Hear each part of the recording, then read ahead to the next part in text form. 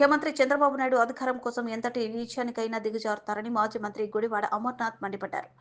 గత ఎన్నికల సందర్భంగా డ్రగ్స్ ఓ కంటైనర్ విశాఖకు వచ్చిందని, వైఎస్ఆర్సీపీ ప్రభుత్వంపై వైఎస్ఆర్ జగన్మోహన్ రెడ్డి తప్పుడు ప్రచారం చేశారని ఈ సందర్భంగా గుడివాడ అమర్నాథ్ గుర్తు చేశారు.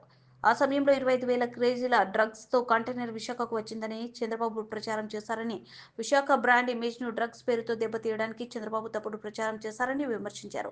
గత ఎన్నికల్లో వైఎస్ఆర్సీపీ ప్రభుత్వంపై వైఎస్ జగన్ చంద్రబాబు తప్పుడు ప్రచారం చేయడమే పనిగా పెట్టుకున్నారు.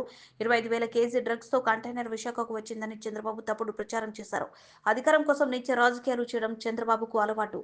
కంటైనర్లో ఎటువంటి డ్రగ్స్ లేవని సిబిఐ అధికారులు స్పష్టం చేశారు. డ్రగ్స్ లేవని చెప్పడానికి 8 నెలల సమయం ఎందుకు పట్టింది?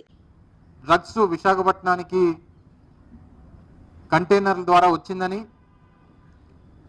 దాంట్లో పూర్తిగా వైఎస్ఆర్ కాంగ్రెస్ పార్టీకి సంబంధించినటువంటి పెద్దలు, వైఎస్ఆర్ కాంగ్రెస్ పార్టీకి పూర్తి ఇన్వాల్వ్మెంట్ ఉందని చెప్పి ఒక పెద్ద ఎత్తున దుష్ప్రచారం చేసినటువంటి సందర్భాలు మీ అందరికీ తెలుసు. చంద్రబాబు నాయుడు గారు అధికారం కోసం ఎటువంటి గడ్డైనా కరవడానికి వెనుకాడ్డు అనేటువంటి విషయం ఇప్పుడే కాదు, అనేక సందర్భాల్లో ఆయన రాజకీయ జీవితంలో పూర్తి స్థాయిలో ఎంతకి దిగజారిపోయి ఆయన చేసినటువంటి ఇటువంటి విష ప్రచారాలు మనం అనేక సందర్భాల్లో చూసాం. అది మరోసారి నిన్న సిబిఐ ఇచ్చినటువంటి నివేదిక ద్వారా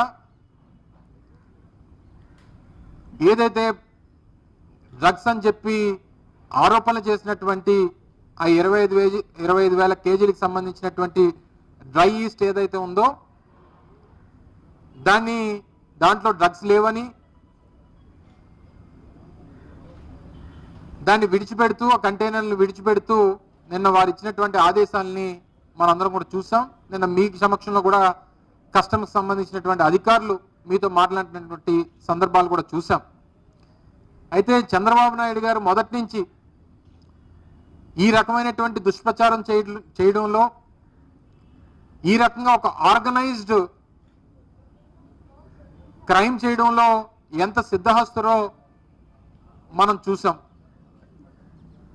మీ అందరు తెలుసు, అంటే మార్చి 20-21 తేదీల్లో, అంటే మార్చి 16వ తారీఖున గడిచినటువంటి సార్వత్రిక ఎన్నికలకు సంబంధించినటువంటి ఎన్నికల నోటిఫికేషన్ వస్తే మార్చి 20-21 తేదీల్లో ఏదైతే గత 2 సంవత్సరాల క్రితం కేంద్ర ప్రభుత్వం అత్యున్నతమైనటువంటి నిఘా సంస్థ, అత్యున్నతమైనటువంటి ఈ ఇన్వెస్టిగేషన్ ఏజెన్సీ ఏదైతే సిబిఐ ఉందో, సిబిఐ అండర్లో ఆపరేషన్ గరుడ అనేటువంటి ఒక ఏజెన్సీని ఏర్పాటు చేసి ప్రపంచ స్థాయిలో భారతదేశానికి సరఫరా అవుతున్నటువంటి డ్రగ్స్ విషయంలో ఇంటర్పోల్తో వారు